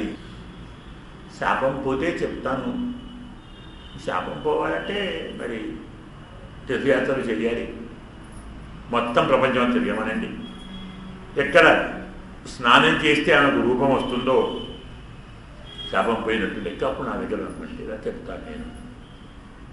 అలకనందలో స్నానం చేస్తే బదిలిలో ఉంది అలకనంద, ఆమెకు రూపం వచ్చింది.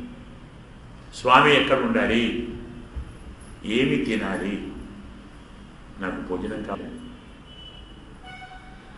దశమితో కలిసి ఉన్న ఏకాదశిలో ఉండు. దశమితో కలిసి ఉన్న ఏకాదశి వ్రతాన్ని ఆచరించిన వారి పుణ్యాన్ని తీసుకో. ఆ దశమి విద్ధ ఏకాదశిని యమి అంటారు, మోహిని ఏకాదశి అంటారు దాన్ని. చాలామంది తెలియక ఏకాదశి ఉంది కదా ఇవాళ చేతాం అని, అదే మనం కూడా చేశారు. మనవాడు చాలామంది మహానుభావులు ఒక్కోటి ఏకాదశి మనం చేశారు. ఈ కర్మ. అది మోహిని ఏకాదశి. అదంతా ఆమె పోతుంది మనకేం కాదు. మనం కూడా కలియుగం వాళ్ళం కాబట్టి పాపానికి సపోర్ట్ ఇస్తాం కదా. ఆ పాపికే ఈ పరమంతా ఇచ్చేసారు.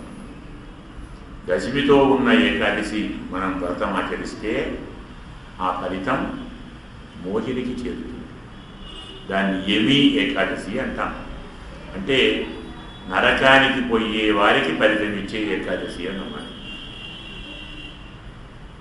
ఆ స్థానం ఆమెకు ఇచ్చాడు. ఇలా శ్రీ రుక్మాంగదుడు నోము నోచి స్వర్గాన్ని పొందాడు కదా. నోతుచ్చు వర్గం పొగిన్నవమనాయ్. సంగ్రహాలు చెప్పుకున్న న్యాయంగా ఈ రుక్మాంగద చరిత్ర నారద పురాణంలో 83 అధ్యాయాలలో 6000 శ్లోకాలలో ఉంది. మనం దాన్ని 10 నిమిషాల్లో అయిపోయిందని మనకు. మరి భాషణం అంతా కావాలి కదా, కవి చెప్పుకుంటే కుదరదు. ఇలా ఏకాదశి వ్రతాన్ని, ప్రపత్తి వ్రతాన్ని, ధనుర్మాస వ్రతాన్ని ఆచరించి పరమాత్మ అనేటువంటి ఫలితాన్ని పొందటానికి యోగ్యులైనటువంటి ఉత్తములను అమ్మ పిలుస్తూ ఉండి, ఈ గోపిక తానుగా ఏమి నోము నోయలేదు, ఏ వ్రతము చేయలేదు, పరమాత్మే వ్రతం చేసి ఆమె కోసం ఇచ్చాడు. ఆమెను పరమాత్మే కోరుకున్నాడు. ఇలాంటి మహానుభావురాలు మనము ఉంటే మనం కూడా స్వామి దయకు పాత్రులమవుతామన్న భావనతో ఈ తల్లిని ఈ మహానుభావురాలు లేపుతూ ఉంది. మా అత్తము తారారో వాసలు తెరవాగా, తలుపు తీయకున్నా నోరైనా తెరవలాగా. లోపల స్వామి ఉన్నాడేమో. మీరు మీ ఏకాంత ఆనందంలో మేము అడ్డురామున్నా నోటితో మాట చెప్పరాదు. ఉన్నాను, వస్తున్నాను, కాసేపు ఆగండి, అని తీస్తాను, చాలు. పరమాత్మ ఇచ్చిన ఒక మాట చాలు కదా. యోగక్షేమం వహామ్యహం అనన్యాశ్చింతయంతో విజయనా పరిపాలితేషామిత్యాభివృత్తాన్ని పరిత్రాణాయ సాధూనాం వినాశాయ చ దుష్కృతాం ధర్మ సంస్థాపనార్థాయ సంభవామి. నేను పుడతాను, నేను మీ యోగక్షేమాలను నేను మోసుకొని తెచ్చి మీకు ఇస్తాను. ఆ ఒక్క మాట చాలదా? ఇంతకంటే మంచి మాట స్వామి మాట్లాడాడు. వరాహ పురాణం, వరాహ చరమం అంట. అలాగే నృసింహ పురాణంలో నృసింహ చరమం అంట. స్థితే మనసి సుస్వస్థే ధాతు సామ్యే స్థితే సతి. మన శరీరం పరిపూర్ణ ఆరోగ్యంగా ఉన్నప్పుడు, మన అవయవాలన్నీ మనస్వాధీనంలో ఉన్నప్పుడు, మన మనస్సు బుద్ధి చిత్తము అంతఃకరణ చెప్పినట్లు వినేటప్పుడు అన్ని విధాలు ఏమంటాం? ఫిట్నెస్ అన్నమాట. పూర్తిగా మనకు ఫిట్నెస్ ఉన్నప్పుడు నన్ను తలుచుకోండి. అలా తలిస్తే ఇవన్నీ మీకు లేనప్పుడు నేను మనం తలుస్తాను. అహం స్మరాన్ని మర్భత్తాన్ కాష్ఠపాషాణ సమీపాన్ నయాన్ని పరమాంగతి. మీ అంతా బాగలేనప్పుడు నన్ను గుర్తు చేసుకుంటే, బాగున్నప్పుడు, మీరు పూర్తిగా బాగున్నప్పుడు నన్ను గుర్తు చేసుకుంటే, స్మరిస్తే, మీరు బాగా లేనప్పుడు నేను కూడా గుర్తు చేసుకుంటాను, నేను స్మరిస్తాను. అహం స్మరాన్ని మర్భత్తాన్ నయామి పరమాంగతి. నా స్థానానికి తీసుకొని వెళతాను. నీకు శక్తి ఉంది, నన్ను తరువు. శక్తి లేదు, నేను తరుస్తాను. ఇంతకంటే హామీ ఓడిపోయారండి ప్రపంచం. ఎవరైనా ఇస్తారా? నీవు బాగా ఉన్న తరువు, బాగా లేకుండా నేను తరుస్తాను అంటామా? మనకు చేతగానప్పుడు, మనము చేయలేనప్పుడు, మనము నడవలేనప్పుడు, మనము నోరు తెరిచి అడగలేనప్పుడు, ఇచ్చిన వాటిని తీసుకోలేనప్పుడు, ఏం కావాలో చెప్పలేనప్పుడు, శైశవంలో మనకు కావలసిన అన్ని సౌకర్యాలు చేసి కంటికి రెప్ప కాపాడిన తల్లిదండ్రులను ఈనాటి యువకులు ఈ మాట అంటున్నారా? మేము ఏమీ చేయలేనప్పుడు వీరిని చేశారు, మీకు చేతగానప్పుడు మేము చేస్తాం అంటున్నారా? వృద్ధాశ్రమ పంపిస్తున్నారు. ఏమంటారు? ఓల్డ్ ఏజ్ పో అని ఆ మాట స్వామి లేదు. మీ చేతనైనప్పుడు నన్ను తలవండి, చేతగానప్పుడు నేను తలుస్తాను. ఇది మాట. అందుకే సీతమ్మ కూడా హనుమంతుణ్ణి వాచ ధర్మం అవాప్నుకి, నేను మోసుకొని పోతానమ్మా, నా వీటి మీద కూర్చోవమ్మా, ఎలా నిన్ను లంచకొచ్చానో అలాగే అక్కడికి వెళ్తాను, క్షణంలో వెళ్తాను. ఒక క్షణంలో నీవు రాముడిని చూడవచ్చు. మనమైతే ఏమంటాం? రెడీ కదా, పడి వస్తుందా? రెడీ. కానీ సీతమ్మను స్వభావం కాదు, రాకూడదు. నేను నీవెంబడి వస్తే రాముడు రావణాసురుడు ఒకే తీరువారు అవుతారు. ఒక లేడీని పంపి రావణాసురుడు తీసుకొస్తే ఓ కోతిని పంపి రాముడు తీసుకుపోయాడు. ఇద్దరికి తేడా ఉందండి.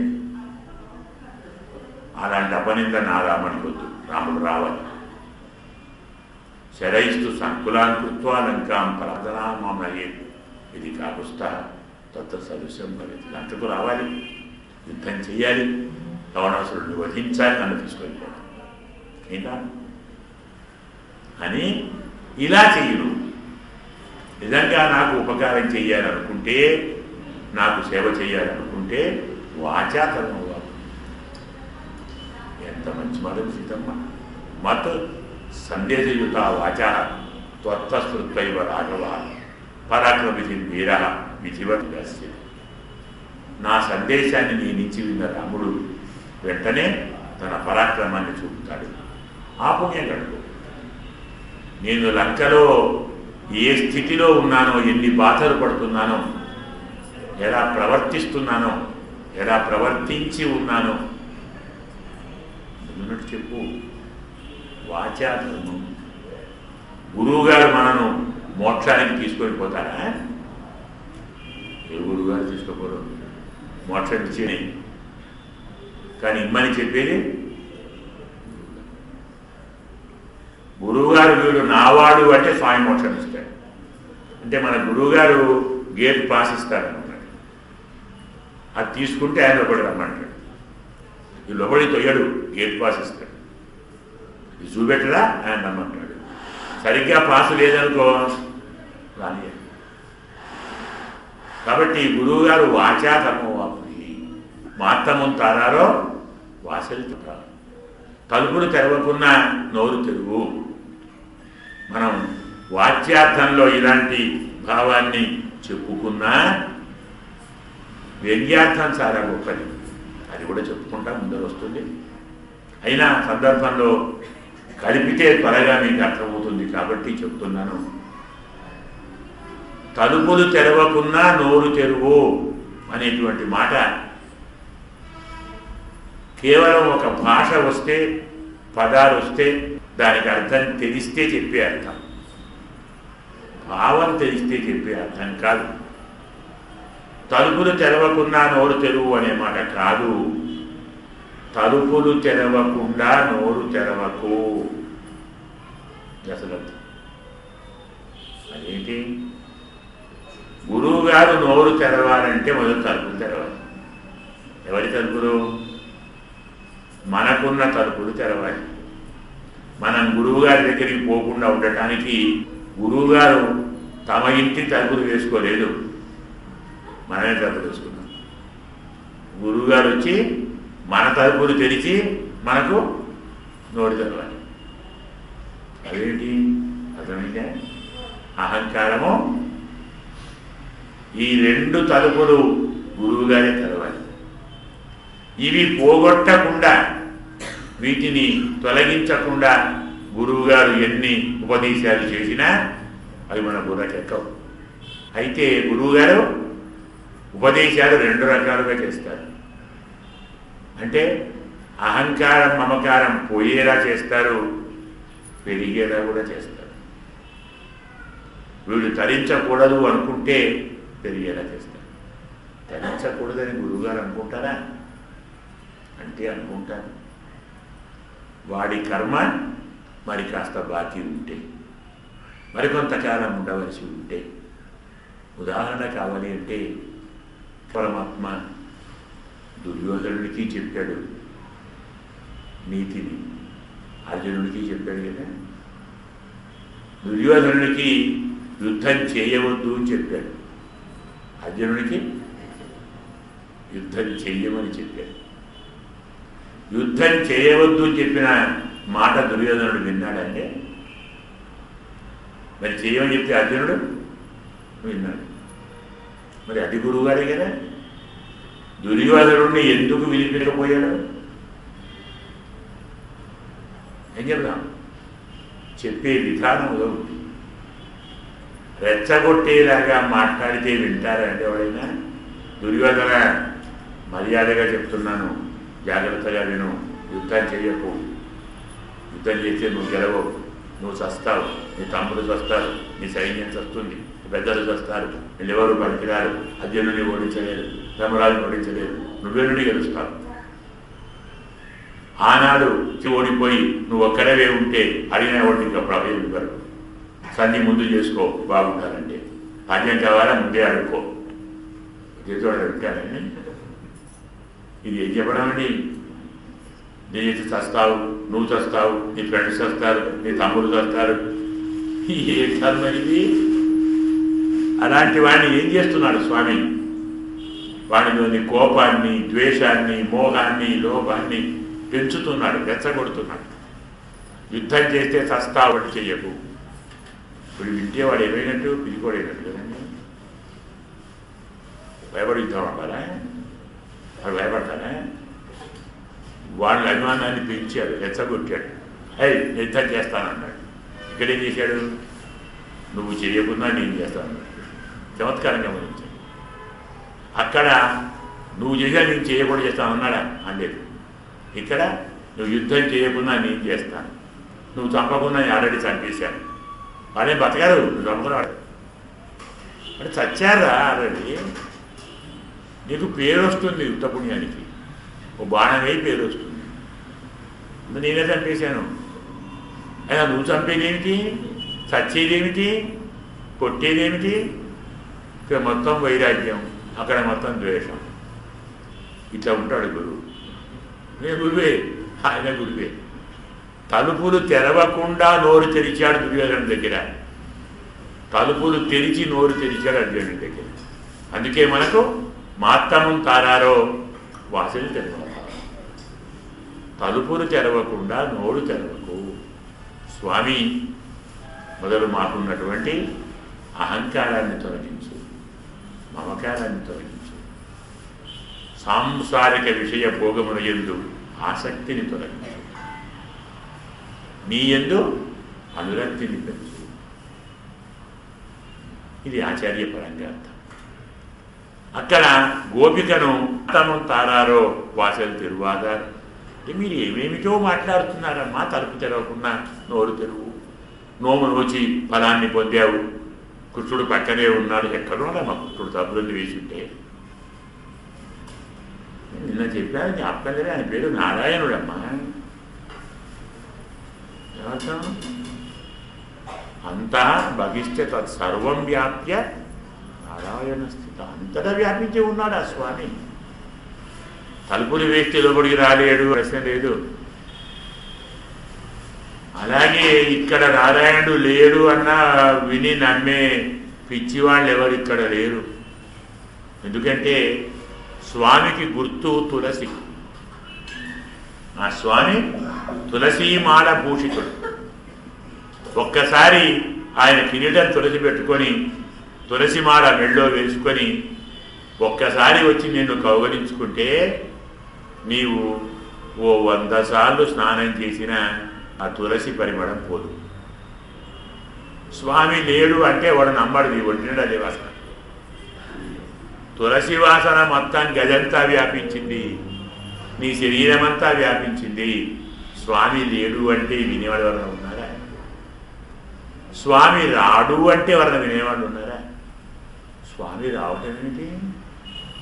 లేనివాడు వస్తాడు, అంతటా ఉన్నవాడు రాడు పోడు, రెండు లేవాడు. ఉన్నవాడు రావటం ఏమిటి? లేనివాడు రావాలి, పరమాత్మ ఉన్నవాడు. అయినా ఇంతటి మహానుభావుడైనటువంటి స్వామి కూడా ఒకరిని చంపాడు. కాదు వాడే చచ్చాడు. ఏం చంపడమేంటి? మృత్యువు నోట్లో పడ్డాడు వాడు. చెప్తే వినలేదు, వచ్చాడు, చచ్చాడు. వాడు మంచోడే కానీ వాడు చావక ముందు బహుశా నీతో యుద్ధం చేసినట్టుంది. రాముడి కంటే ముందు నీతో వాడు యుద్ధం చేసినట్టుంది. ఆ యుద్ధంలో నువ్వు గెలిచావు, వాడు ఓడాడు. ఓడిపోయిన వారు గెలిచిన వారికి తన సొమ్ము ఇవ్వాలి కదా. కుంభకర్ణుని సొమ్ము ఏమిటి? నిద్ర. అది నీకు ఇచ్చాడా? కుంభకర్ణుడు నీతో యుద్ధం చేసి వాడి సొమ్ము నీకు ఇచ్చాడా? లేకుంటే ఇంత నిద్ర ఏంటి? ఒక్కసారి మాట అనేసరికి కుంభకర్ణుడు నాకు ఇచ్చాడా? దుష్టుల సొమ్ము తీసుకోవచ్చా అండి? మహాపచారం కదా. శిష్టుల సొమ్ము తీసుకోకున్నా ఇబ్బంది లేదు, కానీ దుష్టుల సొమ్మును తీసుకోకూడదని శాస్త్రం. నేను కుంభకర్ణుడి నుంచి తీసుకున్నానా? అమ్మ బాబోయ్! ఒకసారి అమాంతం లేచేసింది. లేచి రాబోతుంది. అమ్మ తొందరపడదు, మెల్లగా నేను కూర్చుంటా. ఎలా ఉన్నావో అలాగే లేచి రాకు, కాస్త ఒళ్ళు సవరించుకొని, అంటే పూర్తిగా కాస్త బట్టలు సవరించుకోవాలి, కాస్త మేకప్ కొత్తగా చేసుకోవాలి. ఇప్పటిదాకా నువ్వు క్రిండితో ఆనంద విహారంలో ఉన్నావు కదా, అలాంటి గుర్తులేవి ఎదుటి వారికి కనపడకుండా మరి దాచుకోవాలి కదా. కాస్త సర్దుకొని, పేటం కూడా సర్దుకొని మెల్లగా రా అంటే ఉన్నది ఉన్నట్టు ఎప్పుడొస్తారో గమనించి, దాచుకోవలసిన అవసరం లేకుండా ఎలా ఉంటే అలాగే మనం ఎప్పుడు వస్తామంటే పెద్ద ఆపద ఉన్నప్పుడు వస్తాం. మనకు ఆపద ఉన్నప్పుడు, ఇలా ఉన్న ఆపద ఎదుటివారు తొలగించగలిగినప్పుడు, నిజంగా మనం ఆపదలో ఉన్నామని వారు నమ్మటానికి వీలుగా ఎలా ఉంటే అలాగే వస్తాం. మనకు కిష్కింధాకాండ ఒకటి ఉంది. ఆ కిష్కింధాకాండలో వారిని రామచంద్రుడు సంహరించాడు కదా. అలా సంహరించిన తర్వాత రాజ్యాన్ని సుగ్రీవుడికి ఇచ్చాడు. ఒక 4 నెలలు టైం ఇచ్చాడు సుగ్రీవుడికి.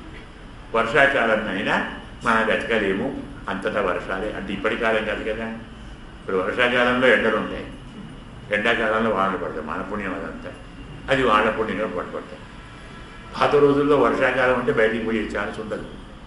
మీకు జ్ఞాపకం ఉందేమో, మన తిరుప్పావు మొదలుపెట్టిందే వర్షార్థమష్టౌ ప్రయతేత మాసాం దగ్గర నుంచి. వర్షాకాలము 4 నెలలు బయటికి వెళ్ళలేము కాబట్టి ఆ 4 నెలలు ఇంట్లో ఉండి హాయిగా తినటానికి కావలసిన దానిని మిగతా 8 నెలలు సంపాదించుకొని దాచిపెట్టుకోండిరా బాబు అన్నాం. కాబట్టి వర్షాకాలం అయినా విశ్రాంతి తీసుకో, శరదృతులు వచ్చినంతరా అని రాముడే చెప్పి పంపాడు. అలాగే వెళ్ళాడు. వర్షాకాలం అయిపోయింది, మర్చిపోయాడు. అయితే హనుమంతుడు గుర్తు చేశాడు ఆల్రెడీ. మంత్రి గారి మాట వినేవాడు కాబట్టి వానరుల కోసం కబురు కూడా పంపాడు. వాళ్ళంతా రావాలి, కొంచెం టైం పడుతుంది. కానీ రాముడు విరహబాధలో ఉన్నాడు కాబట్టి లక్ష్మణస్వామితోటి సందేశం పంపాడు. చాలా మెత్తగా పంపాడు. రాముడు చాలా శాంతమూర్తి, మితభాషి, హితభాషి. అలా అని తప్పు చేస్తే సూచి ఊరుకునేవాడు కాదు. మిత్రభావంతో వచ్చిన వాణ్ణి స్వీకరిస్తాడు, మిత్రుడు తప్పు చేసినా శిక్షిస్తాడు. రెండూ ఉన్నాయి. నస సంకుచిత పంథ ఏదవాలి హతోగత సమయే తిష్ట సుగ్రీవ నా వాలి పదమని అంత ముద్దుగా మెత్తగా చెప్పాడు అంటే నాయనా వాలి వెళ్ళిన దారి ఇంకా మూసివేయలేదు, తెలిసే ఉంది. నీవు నీ మాట నిలబెట్టుకో, వాలి వెళ్ళిన దారిలోకి వెళ్ళకు. ఏమవుతామండి? చాలా మెత్తగా చెప్పాడు స్వామి. కానీ వచ్చేసింది. రావణాసురునితో కూడా అంత మెత్తగానే మాట్లాడాడు. వాడడానికి వస్తే అవునాయన నా భార్యను హరించావు కదూ, చాలా ధైర్యం చేసావు, నేను లేనప్పుడు హరించావు కదా, తర్వాత నేను వస్తానని తెలుసు కదా, నేను వచ్చినా పర్వాలేదు అనుకొని హరించావు కదా. అంటే నేనొచ్చినా నీ బలంతో నన్ను ఎదిరించి ఓడించి పంపిద్దామనుకున్నావు కదా. యద్బలంతో సమాశ్రిత్య జానకీం కృతవానసి తద్బలం దర్శయస్వాజ్య తిష్టామ్యత్ర నిశాచర. ఏ బలాన్ని ఆచరించి నువ్వు నా భార్యను తెచ్చుకున్నావో ఆ బలాన్ని చూపవయ్యా, ఎదురుగా ఉన్నాను. చాలదా?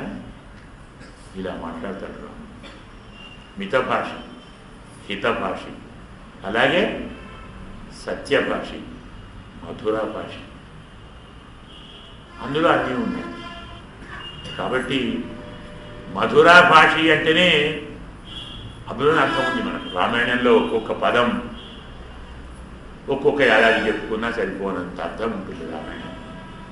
మనం వినం, ఇంత అర్థం ఉన్నదని మనకు తెలియదు, చెప్పేవాడు లేరు, చెప్పినా మనకు వినే ఓపిక లేదు. పొద్దున పోతే రాత్రి 12ంటికి ఇంటికి వస్తే ఇంకేం వింటానండి. ఎందుకు సంపాదిస్తున్నావు అంటే పని కాదా నిద్రపోవడానికి. ఎందుకు నిద్రపోతున్నావు? పొద్దున్న లేచి పని చేయడానికి. ఇంత మూడు మరి మనకే ఉందండి. అది కాదే, అది విధానం కాదు. మధురా భాషి అంటాడు. మధురాతీతి మధుర, తీయదనాన్ని ఇచ్చేది, తీయదనాన్ని ఇచ్చే విధంగా మాట్లాడేవాడు.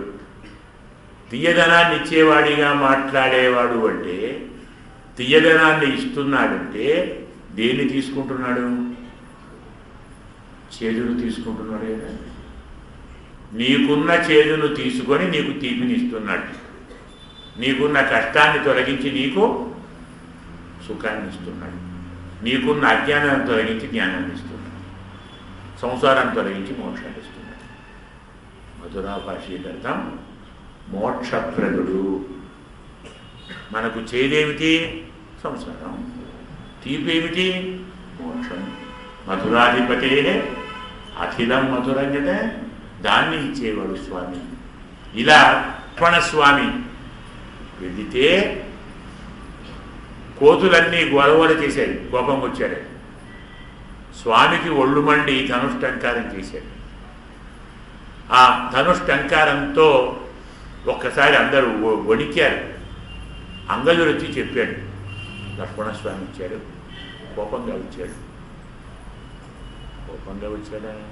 ఏం తప్పు చేయలేదే, మర్చిపోయాను, కానీ అమ్మతో గుర్తు చేశాడు, పంపించారు, ఏర్పాటు చేస్తే ఉన్నా వాళ్ళంతా రావాలి, ఆగాను, భయమేం లేదు నాకు. కానీ మిత్రుడు కోప్పడితే కొంచెం ఆందోళన తప్పదు కదా. అస్థాని కుపితం మిత్రం అంటాడు సుగ్రీవుడు. అవసరము లేకుండా కోపించిన మిత్రుడిని చూస్తే మనస్సు ఆందోళన చెందుతుంది.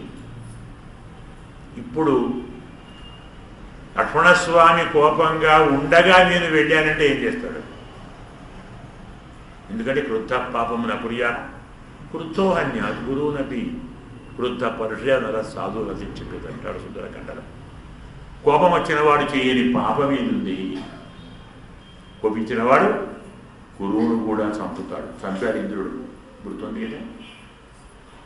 ఎందుకు చింత, అనవసరంగా దిగులు ఎందుకు, ఎందుకు రిస్క్ తీసుకోవాలి?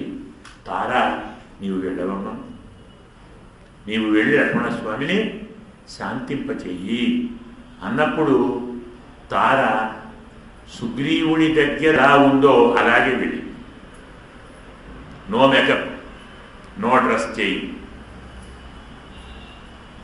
సుగ్రీవునితో ఏకాంతంలో ఎలా ఉందో అలాగే వెళ్ళి. సా ప్రస్ఖలంతి మద విహ్వలాక్షి ప్రలంబ కాంచీగుణ నూపురాఠ్య అంటాడు వాల్మీకి. ఎంత ముద్దుగా, ఎంత మెత్తగా, ఎంత లోతుగా, ఎంత చాటుగా చెప్తానంటే స్వామి, సా ప్రస్ఖలంతి తొట్టుపడుతూ నడుస్తూ ఉంటారు, తడబడుతూ. మద విహ్వలాక్షి మత్తు కందులతో ఉండారు, అంటే మద్యపానం చేసి ఉండే. అంతవరకు సుగ్రీవుడితోటి ఏకాంతంలో రమించి ఉంది. ప్రలంబ కాంచి గుణ నూపురాఠ్య, ఎంత సున్నితంగా చెప్తాడు వాల్మీకి అంటే, ఆమె మొలతాడంట, మొలనూలంట, మనం వడ్డాణమంట కదా. మొలనూలుకు ఉద్దేశం ఏమిటండి? న్యాయంగా కట్టుకున్న వస్త్రం జారిపోకుండా ఆది మొలనూలు కదా, వడ్డాణం కదా. వాల్మీకి ఏమన్నాడు? మొలనూలు జారిపోతుంది అన్నాడు. అంటే జారిపోతుంది ఏమిటి? వస్త్రం మొలనూలు కాదు. వస్త్రం జారిపోతుంది అంటే కొంచెం బాగుండదు కదా, అందుకు వడ్డాణం జారిపోతుంది. అంటే వస్త్రము జారిపోతున్నా సవరించుకోలేదు, అడుగులు తడబడుతున్నా సవరించుకోలేదు, కనుల్లో మత్తున్నా సవరించుకోలేదు, అలాగే వెళ్ళింది. ఇలాంటి స్త్రీ చూచి లక్ష్మణస్వామి తల ఉంచుకున్నాడు సిగ్గుతో. ఏమయ్యా కోపంతో వచ్చావట? కోపం నీకెందుకు? ఎవరి మీద కోపం? అసలు నీ మాట ఎవరు కాదన్నారు? ఎవరైనా మాట తప్పారా? ఇచ్చిన మాట కాదన్నారా?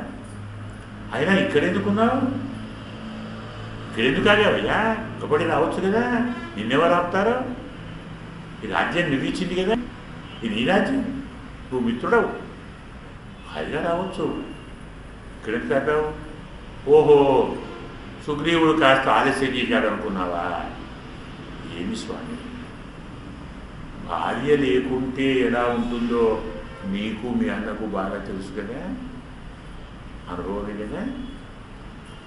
మరి అలాంటప్పుడు ఒకసారి భార్య దొరికితే ఎలా ఉంటుందో కూడా తెలుసా చెప్పాలా? ఒకరికి ఇద్దరు భార్య దొరికారు వాడికి. అసలే కోతి, మనిషికే చాంచల్యం ఉంటే కోతికి ఉండదయ్యా. మరి ఇంతకాలానికి పోయిన రాజ్యము దొరికినది, పోయిన భార్య దొరికినది, భార్యకి తోడు నేను కూడా దొరికాను. ఇద్దరు భార్యలతో ఇంతకాలం భార్యా వియోగం పొందిన ఒక కోతి కాస్త వ్యామోహంతో చాంచల్యం ప్రదర్శిస్తే ఇంత కోపం చూపుతారా? న్యాయమేనా? అయినా ఇక్కడ ఎందుకు ఆగావయ్యా? వెళదాం పద.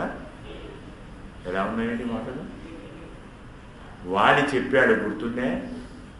వాడి మరణించే ముందు చెప్పాడు సుగ్రీవునికి, ఎవరి మాట కాదన్నా తార మాటను కాదనకు. నేను తార మాట కాదని ఈ స్థితికి వచ్చాను.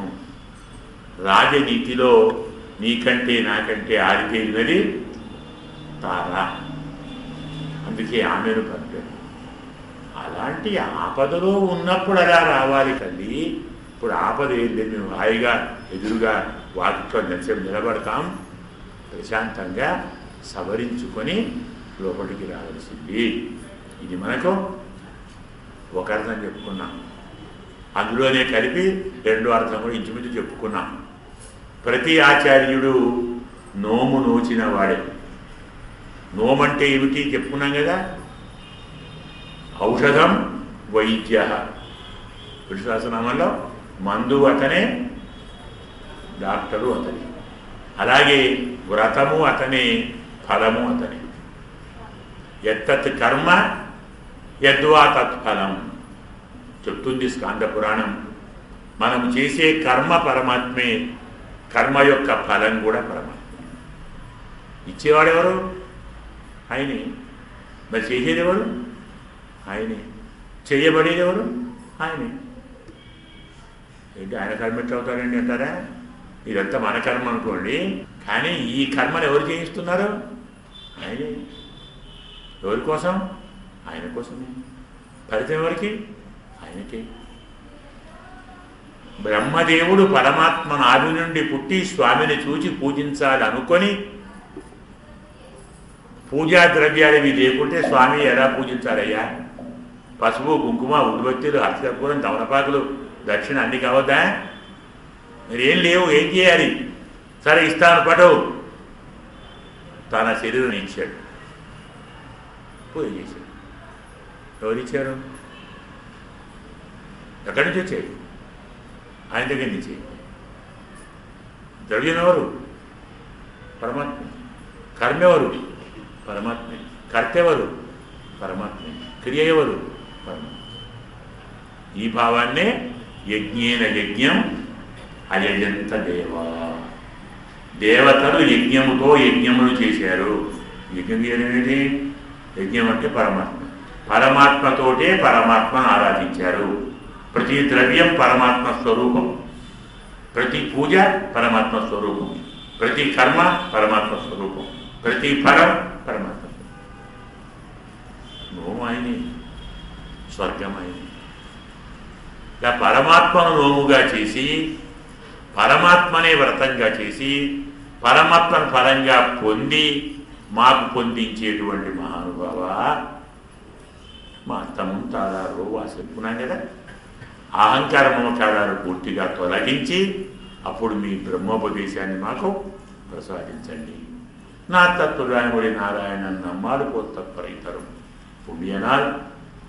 నీవు పరమాత్మ యొక్క నారాయణ అష్టాక్షరి మంత్రాన్ని మాకు ఉపదేశిస్తే మేము సకల పాప పుణ్యాలను తొలగించుకుంటాం. మనం పొద్దున చెప్పుకున్నాం, పాపము వద్దు, పుణ్యము వద్దు. నిరంజ పరమం సామ్యముపైతి పుణ్యపాపే విధూయ. పుణ్యాన్ని పాపాన్ని పోగొట్టుకుంటేనే మనకు మోక్షం వస్తుంది. పుణ్యం ఉంటే స్వర్గం, పాపం ఉంటే నరకం. రెండు లేకుంటే మోక్షం. రెండు లేకుండా ఉంటాయండి. అంటే మోక్షం కదా, లేకుంటే రాదు. ఎలాగండి?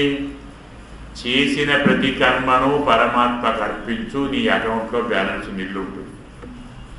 పని చెయ్యి, ఇది నీ అకౌంట్ వేసుకో, నా అకౌంట్ వేయక మనకేం.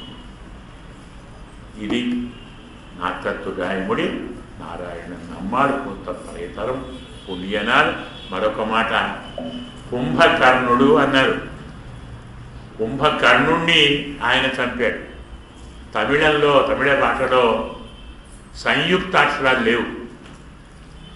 అంటే కృష్ణ లేదు, తృష్ణ లేదు, కర్ణ లేదు. ఏం చేయాలి? తృషణ, కృషణ, కరణ అన్నది. ఇప్పుడు కుంభకర్ణ కాదు, కుంభకరణ అంటే అర్థం మారుతుంది. కరణం అంటే సాధనం, అంటే పుట్టుక స్థానం. కుంభంలో నుంచి పుట్టినవాడు అన్నమాట. ఎవడివాడు? అగస్త్య కుంభ సంభవ. అగస్త్య మహర్షిని చెప్తున్నాడు. ఆయన 3 పనులు చేశాడు అగస్త్యుడు. కథ తెలుసు అనుకుంటాను. వింధ్య పర్వతము తల ఎగిరేస్తే తాను వంచాడు. నివాత కవచాదులు సముద్రంలో దాక్కుంటే ఆయన వెళ్ళి కేశవాయ స్వాహ సముద్రనీళ్ళైపోయాడు. వాతాపిల్వలు సంహరించాలని ప్రయత్నం చేస్తే వాతాపిని భక్షించి జీర్ణం వాతాపి జీర్ణం అరిగిపోయాడు. మనకు కూడా గురువు గారు అగస్త్యులే. మనలో ఉన్నటువంటి అహంకారం అనే వింధ్య పర్వతాన్ని పొందుతాడు. శాస్త్రముద్రాలను మనకు అందిస్తాడు. అదే రీతిలో కామక్రోధాలను వాతాపి ఇల్వలున్నారే వాళ్ళను సంహరిస్తాడు. ఈ అర్థాన్ని మనకు చెప్తూ కుంభకర్ణను, అలాగే పెరుంతుయల్ తాన్ తందాను నిద్ర ఇచ్చాడా అంటే ఆచార్యుడికి నిద్ర ఏమిటి? ధ్యానం కదా. పరమాత్ముడు ధ్యానాన్ని మీరు ప్రసాదించారా స్వామి? మీరు ధ్యానంలో ఉంటే ఇబ్బంది ఏం లేదు, కానీ ఆ ధ్యానం మాకు అలవచ్చాలి కదా. ఆ కోసం దయతోటి ధ్యానాన్ని విడిచిపెట్టి మమ్మల్ని అనుగ్రహించండి అని చెప్పటానికి మనకి ఇందులో ఆ అర్థాన్ని చెప్పారు. ఈ రీతిలో మనకు ఆనందరుడయాయ అరుంగలమే తీర్థమాయ వందు తిరవే. ఆచార్యుల వారు కూడా పరమాత్మ ధ్యానంలో ఉంటే మనం హఠాత్తుగా పిలిస్తే ఎక్కడున్నారో తెలియదు, ఏం చేస్తున్నారో తెలియదు, ఎలాగో చూస్తారు. కాబట్టి ఆచార్య తొందరేం లేదు, మేము ఈ వాకిట్లో ఎంతకాలమైనా ఎదురు చూస్తాం, శాంతంగా రండి, మాకు ధర్మోపదేశాన్ని చెయ్యండి అనేటువంటి మాటతో మనకు ఆచార్యపరంగా అర్థం చెప్పుకున్నాం. వాక్య గురు పరంపరలో శ్రీమతే రామానుజాయ నమః తర్వాత శ్రీ పరాంకుశ దాసాయ నమః అంటాం. పరాంకుశుడు అంటే మహాపూర్ణుడే కదా, వారు పరిపూర్ణుడు కాబట్టి నొత్తుచ్చు వర్గం పోయిన వమ్మనాయ్, వారు కోరేది ఏమీ లేదు, వారికి రావాల్సింది ఏమీ లేదు, అన్ని వ్రతాలు పూర్తి చేసుకున్న వారే. అంత మనకు శ్రీ పరాంకుశ దాసాయ నమః అర్థం కూడా చెప్పుకుంటాం. అలాగే ఆడువారు అంటే మనం ఈరోజు పేయాడువార్, వైగ పూదత్త పేయాడువార్, భూతం సరస్య మహత్ అంటాం కదా.